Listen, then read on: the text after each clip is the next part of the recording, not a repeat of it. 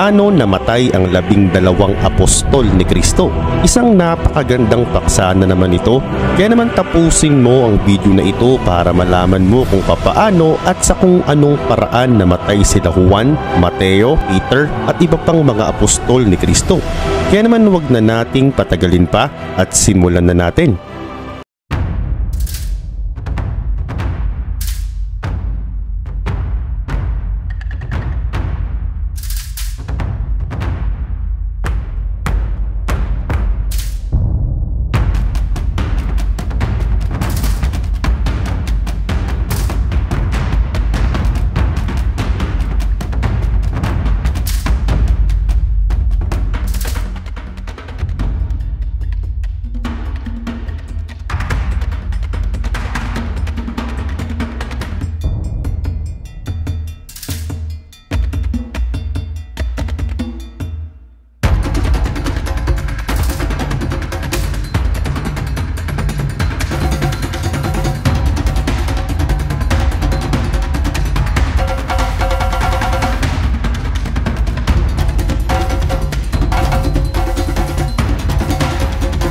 Tayo kay Peter.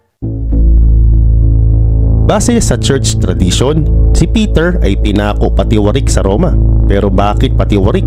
Ni-request niya ito dahil hindi daw siya karapat-dapat ipako kagaya ng sa pagkakapako kay Kristo. Kung maaalala, 3 beses niyang dininay si Jesus, kaya ito marahil na naging dahilan niya kung bakit siya nagpapako ng patiwarik. At ang nakakagulat pa nga dito ay nasa propesiya na ang pagkakamatay niya bago pa siya mamatay. Mababasa ito sa 1 chapter 21 verse 18 to 19. Makakatandaan mo nung bata ka pa, ikaw ang nagbibihis sa iyong sarili at pumupunta ka kung saan mo gusto. Ngunit pagtanda mo, iuunat mo ang iyong mga kamay at iba ang magbibihis sa iyo at dadalhin ka kung saan hindi mo gusto. Sinabi niya ito upang ipahiwatig kung papaano mamamatay si Pedro at kung papaano niya luluwalhatiin ng Diyos. Pagkatapos sinabi sa kanya ni Jesus, "Sumunod ka sa akin." Namatay si Peter 34 years bago pa man ito sabihin ni Kristo. Ngayon dumako naman tayo kay Andrew. Maraming mga scholar ang naniniwala na si Andrew ay pinako ng paeks sa Greece ng 2 araw. Noong mga panahong ito, makikita na sa iba't ibang dako na talaga napunta ang mga disipulo para ikalat ang mga salita ng Diyos. At ayon pa sa pag-aaral, ay habang nakapako na si Andrew, ay patuloy niya pa rin ibinabahagi sa mga dumadaan ang salita ng Diyos. Hanggang sa huling patak ng kanyang dugo at mapasa huling hininga niya, ay patuloy niya pa rin ibinabahagi ang salita ng Diyos. Ikatlo, si Matthew. Si Matthew ay naging misyonaryo at inaresto siya sa Ethiopia at paniniwalaan na tinusok siya ng sibat at saka pinugutan ng ulo. Sinasabi din na pumunta siya sa mga remote places sa may South Africa at doon siya nagbahagi ng mga salita ng Diyos. Ika-4 naman ay si Nathaniel. Si Nathaniel ay napakarami ng napuntahan ng mga lugar at pininiwalaan na siya'y binalatan ng buhay hanggang mamatay. Siya'y nangaral ng salita ng Diyos sa Asia hanggang sa may Armenia na sa ngayon itinatawag na nating Turkey. Ika-5 ay si Tomas. Matapos ng Pentecost, si Tomas ay napunta sa India at doon siya nagtatag ng church at dahil dito, hinatulan siya ng persecution. Pero bakit kaya? Dahil noon pa man talaga, iba na ang paniniwala ang Diyos ng mga Indiano at namatay naman siya sa pamamagitan din ng sibat. Dagdag ko na din si Tomas ang nagduda sa muling pagkabuhay ni Kristo. Kaya nga siya tinawag na Doubting Thomas. Sunod naman natin ay si Philip. Ayon sa mga historian, noong mga panahong 54 AD, si Philip ay naging martir sa Heliopolis at Pigeria. Dito siya pinaghampas, ikinulong at nilagyan pa siya ng bakal na hook sa paa at binitin patiwarik at dahil dito siya'y namatay. At ang ikapito naman ay si James. Hindi ito ang James na kapatid ni Jesus. Siya lang naman ng bukod tanging disipulo except kay Judas na naitala ang pagkamatay. Makikita ito sa Acts chapter 12 verse 1 to 2. Nang mga panahong ding yon, sinimulang usigi ni Haring Herodes ang ilang kaanib ng iglesia. Ipinapatay niya sa pamamagitan ng tabak si James o si Santiago na kapatid ni Juan. Dagdag pa ng mga historians, pinugutan si James ni King Herod noong 44 AD. Sa lahat ng mga apostol, siya lang ang bukod tanging di lumayo at nanatili sa Israel para ikalat ang salita ng Diyos sa mga Hudyo. At ang ating pangwalo ay si Jude. Siya ang sumulat ng ikalawa sa pinakahuling libro ng New Testament. Napadpad siya sa Persia at doon siya pinako ng mga Magi. Pero sino ba ang mga Magi? Kung maaalala, nung pinanganak pa lang si Kristo sa sabsaban, sila yung mga humanap sa sanggol. Yung iba ang tawag dito ay tatlong hari, pero sila talaga ang mga Magi. At ang mga Magi nga ang nag-persecute kay Jude. Nangangaral kasi si Jude sa Persia at doon na siya inabutan ng persecution noong 72 AD. Ikasyam naman ay si Matthias. Si Matthias ang pumalit noon kay Judas. Maraming naniniwala na namatay siya sa Eastern Turkey na ngayon. Naniniwala din sila na namatay si Matthias sa pamamagitan ng stone to death o pinagbabato hanggang mamatay. At ang wala na siyang buhay ay saka siya pinugutan ng ulo noong 1st century. Pang-10 naman ay si John. Ayon sa pag-aaral siya ay nilublob sa kumukulong mantika at walang nangyari sa kanya. Kaya naman dahil dito, dinala siya sa isla ng Patmos at dito nga siya kinulong. Kaya naman naisulat niya dito ang Revelation, ang huling libro ng New Testament. Ang Revelation, dito mo makikita ang mga kahihinatnan ng mga tao sa mga susunod pang mga panahon. At siya'y namatay sa Ephesus dahil sa katandaan. Ikalabing isa naman ay si James, ang kapatid ni Jesus. Isa siyang leader noon sa Jerusalem pero hindi siya totaling disipulo ni Jesus. Siya inuhulog sa tuktok ng templo sa southeast na may taas na 100 feet. At na nakakagulat dito, nakita ng mga tao na hindi siya namatay. Kaya naman binugbog na lang siya ng mga tao hanggang bawian siya ng buhay. Yun pa man paniniwalaan din na yung templong pinaghulugan sa kanya ay kaparehas na templo kung saan dito tinukso ni Satanas si Jesus na tumalon. At ang ikalabing dalawa naman ay si Simon. Hindi siya si Simon the Peter, kundi siya si Simon the Zealot. Nag-travel siya na sa ngayon ay Iran at walang nakakaalam kung paano siya namatay. At ang ikalabing tatlo naman ay si Paul. Sinama ko na si Apostol Paul kahit hindi siya talaga totaling kasama sa 12 alagad ni Jesus. Sinama ko siya dahil napakalaki ng kanyang ginampanan para kumalat ng husto ang Kristyanismo. Noon si Paul ay pinagpapatay niya lahat ng mga Kristiyano at nang pagpunta niya sa may Damascus na encounter niya ang Panginoon. At matapos niyang ma-encounter dito ang Diyos ay nagbago siya ng pananaw. Kaya naman dahil dito siya na ang pinipersecute dahil sa kanyang pananampalataya sa Panginoong Jesus. At FYI, si Apostol Paul lang naman ang sumulat ng halos kalahati ng New Testament. At naniniwala din ng mga historian na namatay si Paul dahil sa pagpugot sa kanyang ulo noong 64 or 65 AD. Noon kasi uso ang pako sa krus kapag nagkasala ka. Pero dahil nga kapwa nila Romano si Paul, di nila ito pwedeng ipako, kaya naman pugot ulo ang sinapit niya. At ngayong nasaksihan mo na kung papaano sila namatay at pinatay. Handa silang ibuwis miski ang kanilang sariling buhay para kay Hesukristo. Ikaw, bibigyan kita ng isang napakahirap na tanong. Handa ka rin bang mamatay alang-alang kay Jesus? Comment down below.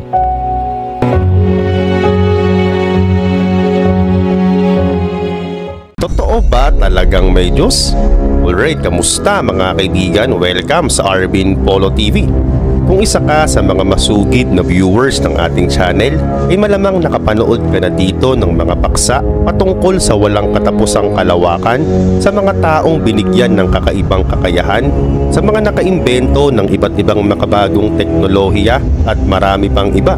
Ngayon ang pinakapunto saan lahat yan nagmula.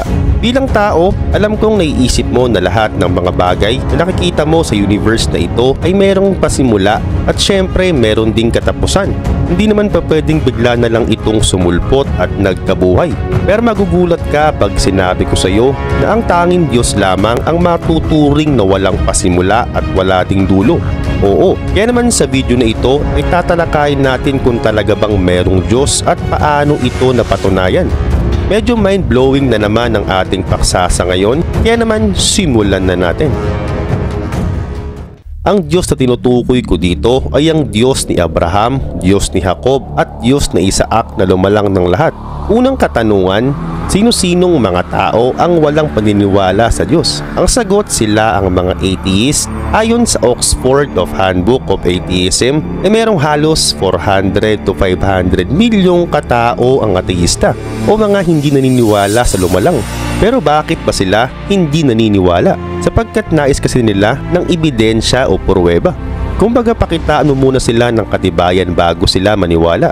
Kumbaga para sa kanila, to see is to believe.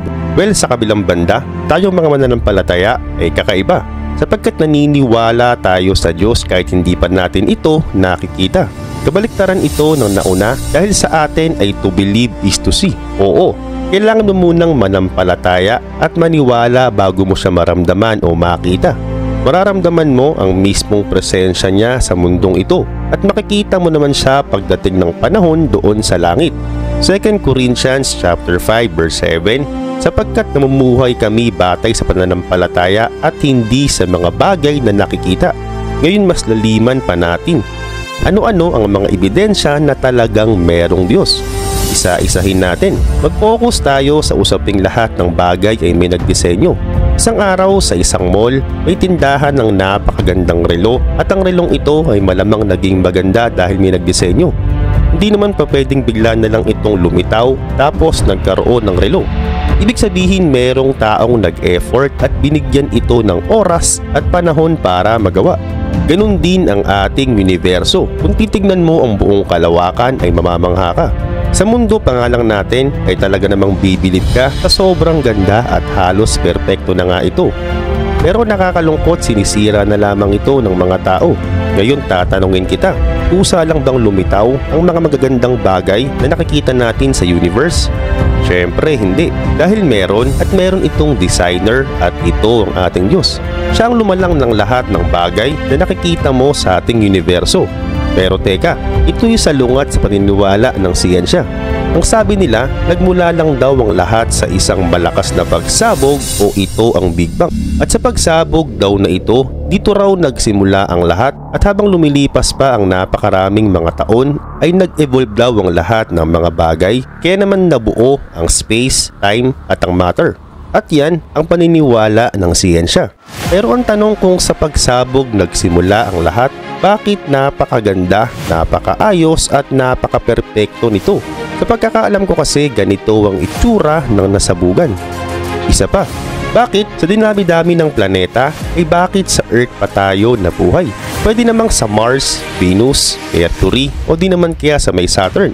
Ang sagot, sapagkat dahil sa Earth tayo nilagay at binuhay dahil narito ang napakaraming resources para mabuhay ang isang tao. Mapapansin din natin na sa libo-libo ng mga taon ng ating solar system ay nakapagtatakang hindi ito nagbabangga-banggaan. Hindi rin tayo gaano nilapit sa araw dahil masusunog ang mga tao doon at hindi rin naman tayo masyadong nilayo sa araw dahil magyeyelo naman tayo doon. Sa makatuwid, eksakto at perpekto ang pinaglagyan sa atin para makapamuhay tayo ng payapa.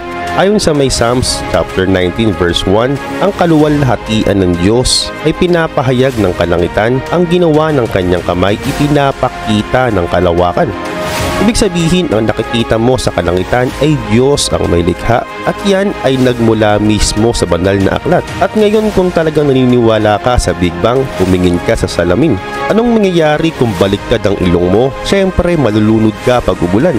Paano naman kaya kung lahat ng mga tao magkakamuka? Siyempre ligtas ka na agad kapag gumawa ka ng krimen.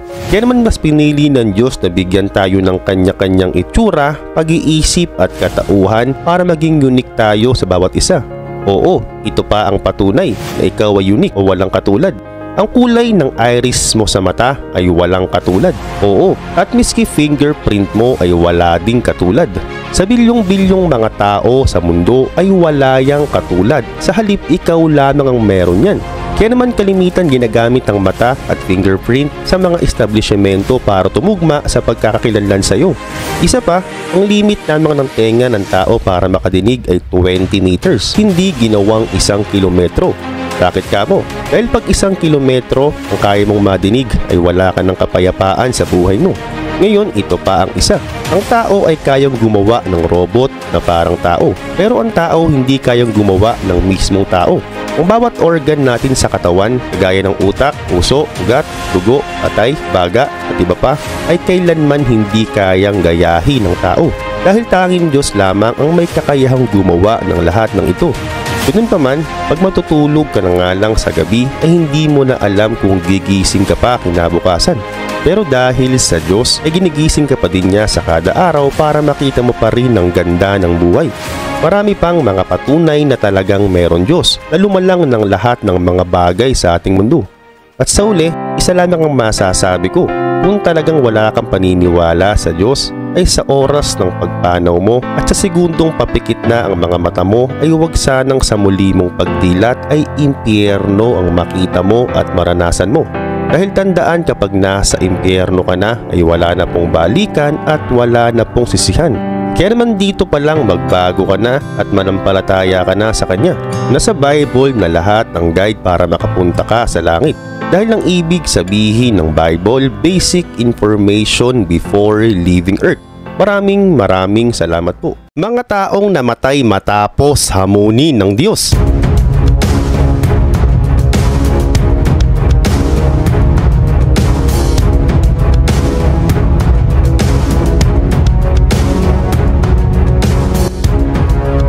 Alright, kamusta mga kaibigan? Welcome sa Arvin Polo TV. Bagamat napakaraming relihiyon sa ating mundo, ay isa pa rin ang kanilang mga layunin. At ito, ang respetuhin, mahalin, kilalanin, sambahin, at sundin natin ang ating kinikilalang Diyos na makapangyarihan sa lahat, na may lalang ng langit at lupa, at lahat ng may mga buhay na nakikita mo sa buong universe. Kaya naman, isang napakalaking kalapastanganan kung kakalabanin o hahamunin mo ang ating Diyos. Kaya naman sa video na ito ay ating kilalanin ng mga sikat na taong namatay matapos hamunin ng Diyos. At kung handa ka na, simulan na natin. Siya, si Tancredo Neves, presidente ng Brazil. Sa pangangampanya niya, sinabi niya sa mga tao na kung makakuha siya ng 500,000 boto ay miski Diyos ay hindi siya kayang paalisin sa pwesto. Sa kabila nito, nakakuha nga siya ng napakaraming boto sa mga tao at siya ang nanalo. Pero sa kasamang palad ay nagkasakit siya at namatay isang araw bago siya manumpa bilang presidente. Siya naman si John Lennon. Si John Lennon ay isang British legendary at siya din ang co-founder ng pinakakilalang banda noong 1960s na The Beatles. Si Lennon at ang kanyang co-writer na si Paul McCartney ay sumusulat ng daan-daan ng kanta ng magkasama. Kaya naman, dahil nga sa kanilang husay at pagsisikap, ay nanatili silang pinaka number 1 na banda ng maraming dekada. At isang araw, maraming taon na nakalipas, nagkaroon siya ng interview sa American Magazine. Sa panayam ni Lennon, sinabi niya sa interviewer na ang Kristyanismo ay matatapos na at mawawala na. Dagdag pa niya sa interviewer, wala na tayong dapat pang pagtalunan pa. Okay naman si Jesus, pero ang mga paksa niya ay napakasimple lang. Kaya naman ngayon, kami na ang pinakasikat kumpara sa kanya. Sinabi niya ito lahat ng mga taong 1966. At ang sumapit na ang December 8, 1980, binaril si Lennon ng 6 na beses sa ulo tapat mismo ng kanilang bahay. At ang gumawa nito sa kanya ay ang kanyang sarili pang fans. At ang malupit pa sa kwento na ito ay napredict na ni Lennon kung papaano siya mamamatay bago pa ito mangyari. Siya naman si Cazuza, isang bisexual Brazilian composer at singer. At habang nasa kalagitnaan siya ng isang show sa Cannesio, Rio de Janeiro, ay may hawak siyang sigarilyo. At dito, binuguan niya ang usok sa hangin at sinabing God para sa iyo to. At dahil dito, namatay siya sa edad na 32 dahil sa lung cancer. Ito naman ang RMS Titanic na ginawa ni Thomas Andrews. Nang matapos gawin ni Thomas ang Titanic ay may lumapit sa kanyang isang reporter at tinanong siya kung gaano ba talaga kaligtas sumakay sa Titanic. At ang tugon niya dito ay ito, "Not even God can sink it." O sa Tagalog, kahit Diyos ay hindi ito kayang palubugin. At ang nangyari, alam naman talaga natin kung anong nangyari. Heto naman si Marilyn Monroe at siya isang sikat na Hollywood celebrity. Maayos ang buhay ni Marilyn at ang tinamasan niyang buhay ay pinapangarap lang ng ibang mga tao. Mayaman siya at sobrang sikat niya ng mga panahon niya. Hanggang sa isang araw, siya ay binisita ni Billy Graham at sinabi niya kay Marilyn na may espiritu ng Diyos na nagpadala sa akin dito para pangaralan ka. At dito, matapos marinig lahat ni Marilyn ang mga sinabi sa kanya ni Billy, ay ito ang sinabi niya, "I don't need your Jesus." At dahil dito, matapos ang ilang linggo, natagpuan si Marilyn na wala ng buhay sa kanyang apartment. Ito naman ng Campinas noong 2005. Sa Campinas ay may isang grupo na magkakaibigan. Ang lasing na at nagpa siya pa nga silang sunduin pa ang isa pa nilang kaibigan gamit ang kotse. At nang makarating na nga sila sa bahay ng kanilang kaibigan ay napansin ng nanay ng babae na lango na sa alak ang mga taong susundo sa kanyang anak. At dito pinilit pa rin ng anak niyang sumama. At pinayagan pa rin siya ng kanyang nanay at sinabi niya sa kanyang anak at sa mga kaibigan nito na anak, isama nyo sa lakad nyo ang Diyos para hindi kayo mapahamak. Sumagot ang anak niya at sinabing, "Ma, hindi na kami kasya. Pero pwede naman ang Diyos mo sa trunk ng kotse." Sabay, nagtawanan nga sila at biglang umalis. At oras lang ang lumipas, na disgrasya ang magkakaibigan at lahat sila ay binawian ng buhay. At sa sobrang lakas ng impact ng pagkakabangga, hindi na makilala ang kotseng sinakyan nila. At na nakakagulat sa kwentong ito ay ang trunk ng kotse ay nanatiling maayos. Sabi ng mga pulis ay halos walang gasgas ang trunk ng kotse. At ang isa pa sa nakakagulat ay may lamang itlog ang trunk ng kotse. At kahit isa sa mga itlog ay walang nabasag. Ito naman na ang pinakahuli sa ating listahan. Siya si Christine Hewitt. Siya ay isang Jamaican journalist at entertainer. At sinabi niya na ang Bible o Word of God ay ang pinaka-worst na librong naisulat. At na sumapit na ang June 2006, inatagpuan siyang sunog at hindi na makilala sa kanyang sarili mismong motorsiklo. Grabe, no? At ang aral sa kwento na ito ay palagi nating sambahin, kinalanin, sundin ng ating Diyos Ama. Wala tayong kapangyarihan o wala tayong karapatan na bastusin ng Diyos na makapangyarihan sa lahat na lumikha ng lahat ng bagay na ating nakikita sa buong universe. Amen.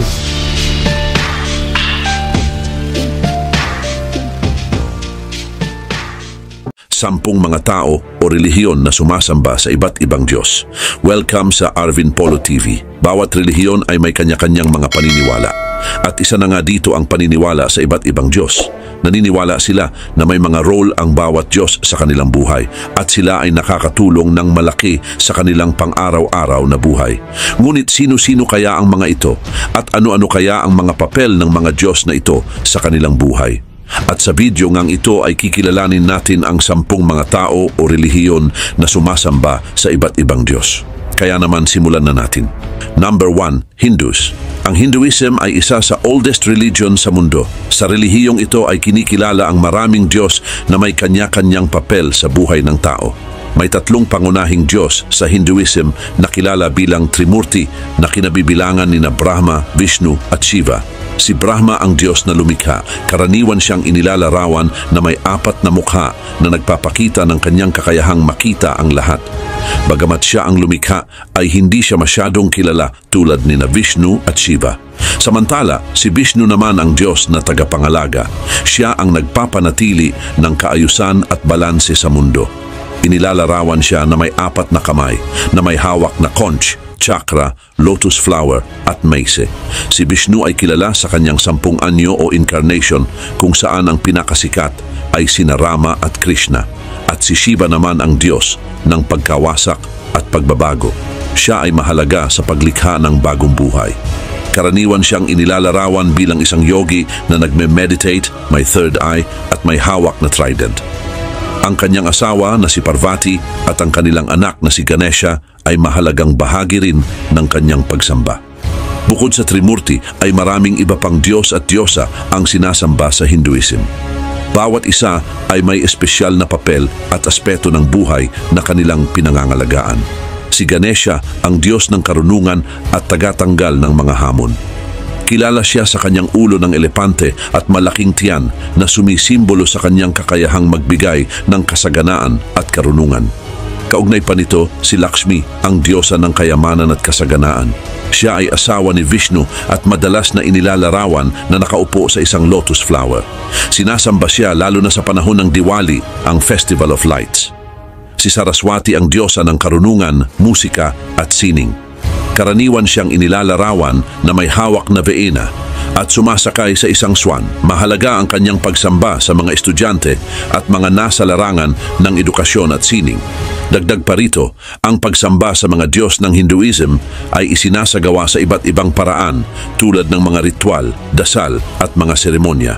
Ang mga templo ay pangunahing lugar ng pagsamba, ngunit marami ding Hindu ang may mga altar sa kanilang mga tahanan kung saan sila nag-aalay ng pagkain, bulaklak at incense sa kanilang mga Diyos. Number 2, Greeks. Sa ancient Greece ay mahalaga ang pagsamba sa maraming Diyos at Diyosa. Naniniwala sila na ang bawat Diyos ay may kanya-kanyang gawain at kapangyarihan. Ang mga Diyos na ito ay nakatira sa bundok Olympus at ang kanilang mga kwento ay nagsisilbing gabay sa buhay ng mga tao. Si Zeus ang pinakamakapangyarihang Diyos at hari ng mga Diyos. Siya ang Diyos ng kalangitan at kulog. Ang asawa niya ay si Hera, ang Diyosa ng kasal at kababaihan.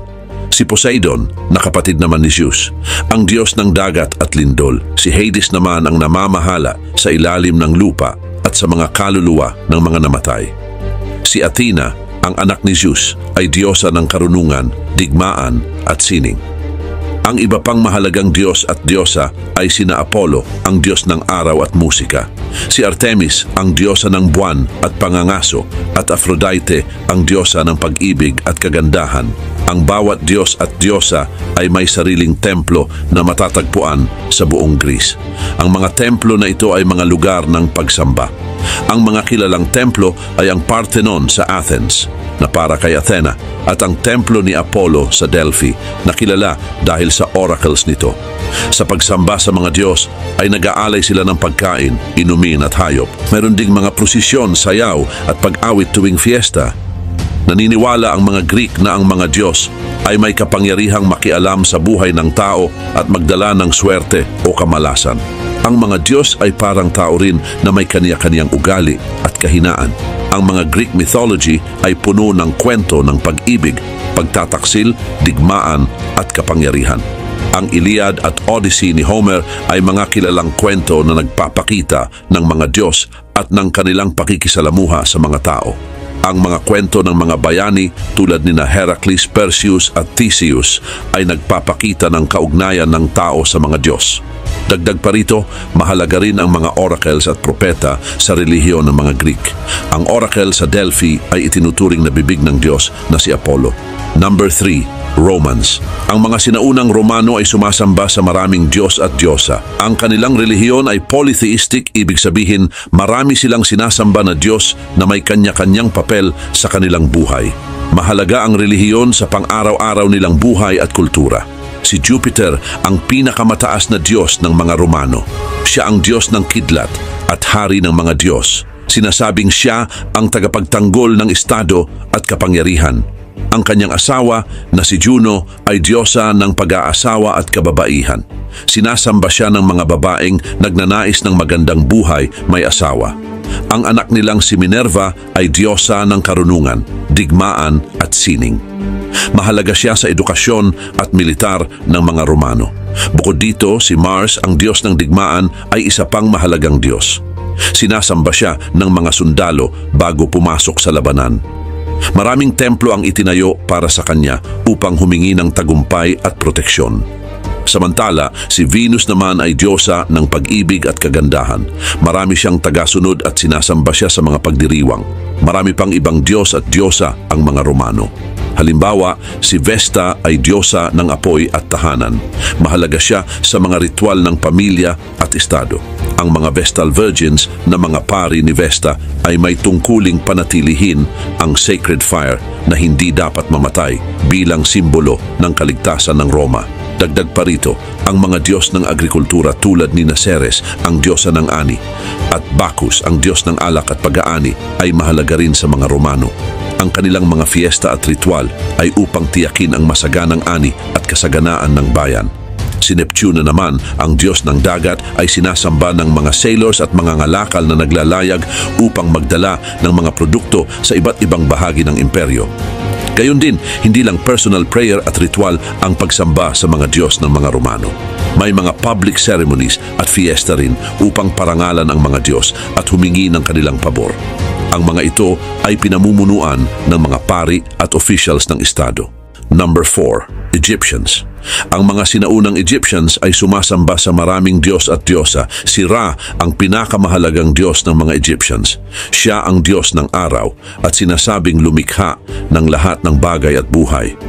Bawat araw ay iniisip ng mga Egyptians na si Ra ay naglalakbay sa langit sa kanyang barko at nagbibigay ng liwanag at init.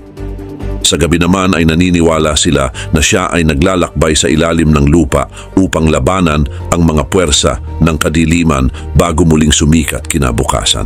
Si Osiris ang Diyos ng kamatayan at muling pagkabuhay. Pinaniniwalaan na siya ang hari ng underworld at judge ng mga kaluluwa. Siya rin ang Diyos ng agrikultura dahil siya ay nauugnay sa muling pagkabuhay ng mga halaman matapos ang winter season. Ang kanyang asawa na si Isis ay diyosa ng kalusugan, pagmamahal at magic. Siya ay kilala sa kanyang kapangyarihan na muling buhayin si Osiris matapos siyang patayin ng kanyang kapatid na si Seth, ang Diyos ng kaguluhan at karahasan.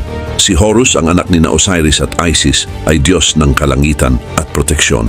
Karaniwan siyang inilalarawan bilang isang falcon o may ulo ng falcon.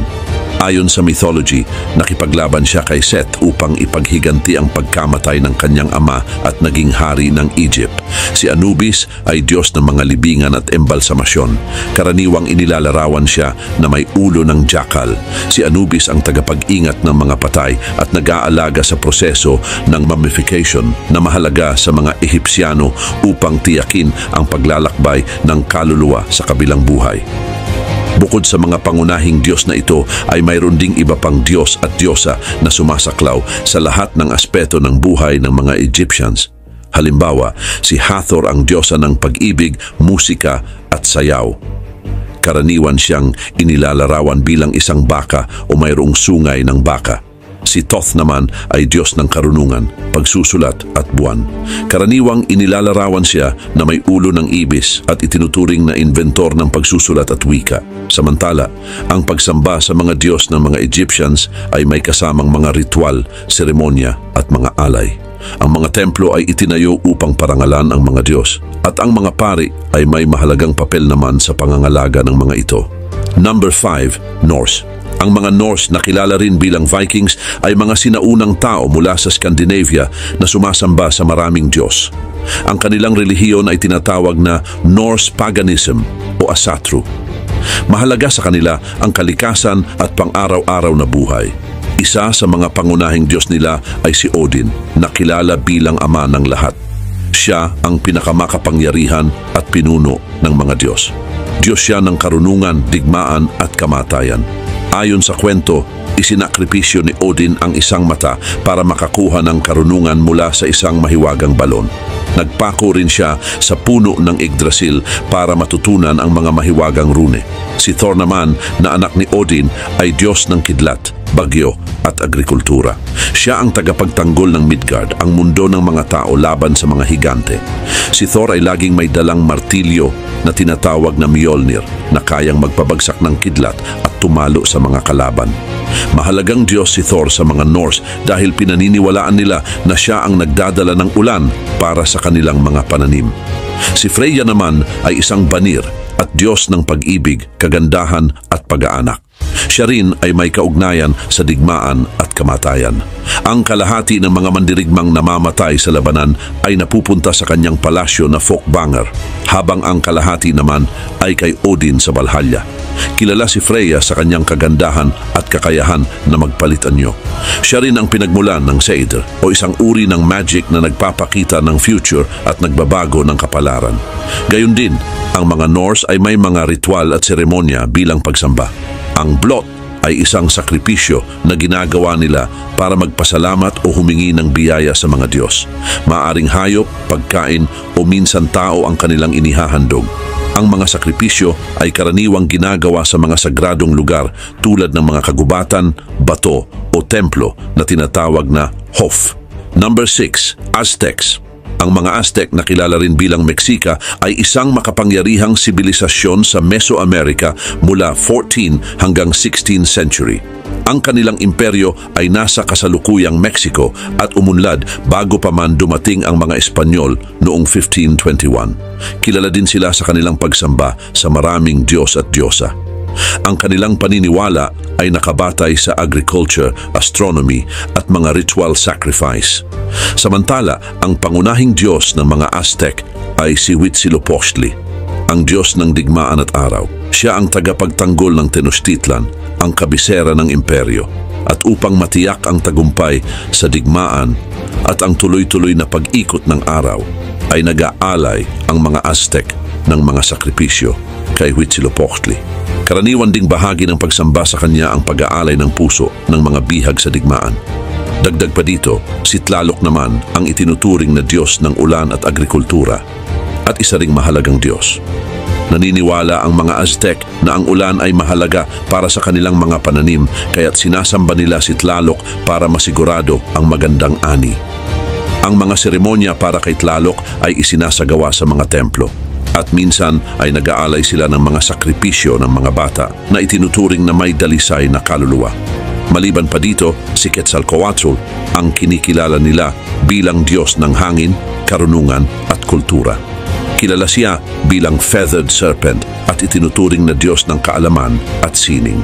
Ayon sa mga kwento, si Quetzalcoatl ang nagbigay ng mahahalagang kaalaman sa mga Aztec tulad ng pagsasaka, astronomy at kalendaryo. Itinuturing din siya bilang nagbibigay ng buhay at nagpakalat ng sibilisasyon. Si Tezcatlipoca naman, ang Diyos ng gabi at kapangyarihan, ay isang Diyos na may maraming aspeto. Kilala siya bilang smoking mirror at itinuturing na makapangyarihang nilalang na kayang makita ang lahat. Siya ay Diyos ng digmaan at kasamaan at inilalarawan din bilang isang nilalang na may parehong mabuti at masamang katangian. Ang pagsamba sa kanya ay naglalaman ng mga ritual na nagpapakita ng takot at paggalang sa kanyang kapangyarihan. Gayun din, ang mga Aztec ay may masalimuot na sistema ng mga templo at pari na namamahala sa mga seremonya at ritual para sa iba't ibang Diyos. Ang Templo Mayor sa Tenochtitlan ay ang pangunahing sentro ng kanilang mga religious activities, kung saan isinasagawa ang mahahalagang seremonya at sakripisyo. Ang mga pari ay may mahalagang tungkulin sa lipunan ng mga Aztec at sila ay itinuturing na mga tagapamagitan sa pagitan ng mga Diyos at ng mga tao. Number 7, Mayan religion. Ang mga Mayan ay nanirahan sa Mesoamerica mula 2000 BCE hanggang sa pagdating ng mga Espanyol noong 16th century. Sila ay may malalim na koneksyon sa kalikasan at kalawakan na makikita rin sa kanilang pagsamba sa iba't ibang Diyos. Naniniwala ang mga Mayan sa tatlong mundo na kinabibilangan ng langit, ang mundo ng mga tao at ang underworld o Xibalba. Ayon sa kanila, ang mga Diyos ay may kontrol sa iba't ibang aspeto ng buhay at kalikasan tulad ng agrikultura, panahon at digmaan. Naniniwala sila sa cyclical time kung saan ang lahat ng bagay ay patuloy na umiikot sa cycle ng pagsilang, kamatayan at muling pagkabuhay. Samantala, ang relihiyon ng mga Mayan ay may maraming Diyos. Si Itzamna ang kinikilala bilang Diyos ng langit, araw at gabi. Siya ay kadalasang inilalarawan bilang isang matandang lalaki at kilala rin bilang tagapaglikha ng kalendaryo at sistema ng pagsulat. Ang kanyang asawa na si Ixchel ay diyosa ng buwan, panganganak at ng medicine. Bukod dito, si Kukulkan naman na kilala rin bilang Quetzalcoatl sa Aztec ay isang Diyos na may anyo ng Feathered Serpent. Siya ay itinuturing na Diyos ng hangin at ulan at tagapagturo tungkol sa sibilisasyon. Gayon din, ang mga ritual ng mga Mayan ay madalas na nauugnay sa agrikultura, kalendaryo at sa cosmology. Ang mga seremonya ay karaniwang isinasagawa sa mga templo na kadalasang nasa mataas na lugar upang mas malapit sa mga Diyos.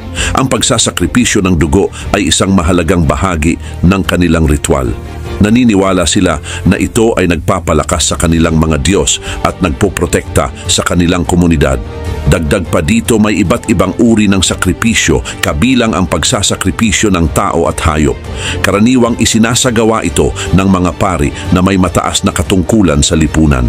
Ang mga pari ay may malawak na kaalaman sa kalendaryo at sa astronomy na ginagamit nila upang gabayan ang kanilang komunidad. Ang mga templo at pyramids naman ng mga Mayan ay hindi lamang mga gusali kundi pati na rin mga banal na lugar para sa pagsamba at ritual. Ang mga templo ay kadalasang pinalamutian ng mga carvings at hieroglyphs na naglalarawan ng kanilang mga Diyos at mga epics. Ang mga murals at sculptures ay nagpapakita din ng mga mythological stories at mga ceremonial activities na nagbibigay ng mahalagang impormasyon tungkol sa kanilang paniniwala at kultura. Number 8, Slavic paganism. Ang Slavic paganism ay isang sinaunang relihiyon na sinunod ng mga tribong Slavic bago sila naging Kristiyano. Mayroon itong iba't ibang ritual, tradisyon at pagsamba sa maraming Diyos at Diyosa na may kinalaman sa kalikasan, buhay at kamatayan. Ang mga tribong Slavic sa Eastern Europe tulad ng Poland, Russia at Ukraine ay may maraming kwento at alamat tungkol sa kanilang mga paniniwala. Isa sa mga pangunahing Diyos ng Slavic paganism ay si Perun, ang Diyos ng kulog, kidlat at digmaan. Siya ang pinakamakapangyarihang Diyos sa mga Slavic at madalas ding inilarawan bilang isang mandirigma na may hawak na palakol o martilyo. Ang kanyang mga ritual ay madalas na ginagawa sa mga bundok at mataas na lugar na pinaniniwala ang malapit sa kalangitan kung saan siya naninirahan. Bukod kay Perun, ay may isa pang mahalagang Diyos silang kinikilala at ito ay si Veles, ang Diyos ng lupa, tubig at hayop. Siya ang itinuturing bilang tagapagtanggol ng mga shepherd, magsasaka at mga mangangalakal. Si Veles ay madalas ding iniuugnay sa mga ahas at oso. Ang kanyang mga ritual ay karaniwang ginagawa sa mga kagubatan o malapit sa mga ilog. Dagdag pa rito, siya rin ay simbolo ng pagpapalit ng season mula sa winter patungo sa spring season na nagpapakita ng kanyang papel bilang tagapamagitan ng buhay at kamatayan. Maliban dito, ang mga Slavic ay sumasamba rin kay Mokosh, ang ina ng lupa at tagapagtanggol ng mga kababaihan at mga gawaing bahay. Siya ay madalas na inilalarawan bilang isang babae na may mahabang buhok na nagpapakita ng kanyang kaugnayan sa lupa at kasaganaan. Ang mga ritual para kay Mokosh ay kadalasang ginagawa ng mga kababaihan na humihiling ng kasaganaan at proteksyon para sa kanilang mga pamilya at ani. Gayun din, ang Slavic paganism ay mayaman din sa mga alamat at kwento na naglalarawan ng pakikibaka sa pagitan ng kabutihan at kasamaan at ang koneksyon ng tao sa kalikasan at sa mundo. Ang mga tula at kwentong bayan tulad ng The Tale of Igor's Campaign ay nagpapakita din ng mga bayani na may malalim na kaugnayan sa mga Diyos at maging sa mga espiritu ng kalikasan. Number 9, Babylonians. Ang sinaunang Babylonia ay kilala sa kanilang natatanging kaugalian, lalo na ang pagkakaroon ng maraming asawa. Ang sistemang ito ay bahagi ng kanilang pamumuhay na itinatag ni Hammurabi na isang kilalang hari. Ang polygamy o pagkakaroon ng maraming asawa ay hindi lamang isang personal na desisyon kundi mahalaga sa kanilang ekonomiya at lipunan. Sa ilalim ng mga batas ni Hammurabi ay pinapayagan ang polygamy. Ang mga batas na ito ay nagsasaad ng mga karapatan at tungkulin ng bawat asawa at mga kondisyon kung kailan maaaring mag-asawa muli ang isang lalaki. Halimbawa, kung ang unang asawa ay hindi nagkakaroon ng anak, ay maaaring mag-asawa muli ang lalaki para masiguro ang pagpapatuloy ng kanyang angkan. Ang pagkakaroon ng maraming asawa ay nakakatulong din sa paglago ng pamilya at ng kayamanan ng isang tao. Bukod dito, ang mga dokumento mula sa panahong ito ay nagpapakita na ang mga babae ay may mga karapatan tulad ng pag-aari at mana. Subalit ang bawat asawa sa isang polygamous na kasal ay may natatanging posisyon at tungkulin. Ang unang asawa ay karaniwang may pinakamaraming karapatan at impluensya sa pamilya. Ang mga sumunod na asawa naman na tinatawag na concubines ay may mas mababang ranggo pero may mga karapatan at proteksyon din sa batas. Ngunit ang polygamy sa Babylonia ay hindi lamang para sa mayayaman o maharlika. Dahil pati ang mga karaniwang tao ay maaari ring magkaroon ng maraming asawa basta kaya nilang suportahan ang mga ito. Dagdag pa dito, ang mga kasunduan sa kasal ay karaniwang sinusuportahan ng mga kontrata na nagtatakda ng mga kondisyon ng kasal, mga tungkulin ng bawat isa at mga provisyon para sa mga anak. Bukod sa mga batas ni Hammurabi, ang mga paniniwala at kasanayan sa relihiyon ng Babylonia ay may malaking impluensya rin sa kanilang pagsasagawa ng polygamy. Ang kanilang mga Diyos at Diyosa ay madalas inilalarawan na may maraming asawa o kasintahan na nagpapakita ng pagtanggap nila sa polygamy. Number 10, Canaanites. Ang mga Canaanites ay isang sinaunang grupo ng mga tao na nakatira sa rehiyon ng Levant, na ngayon ay kilala bilang Israel, Palestine, Lebanon at bahagi ng Syria at Jordan. Kilala sila sa kanilang mayamang kultura at kasaysayan, lalo na sa kanilang pagsamba sa maraming Diyos.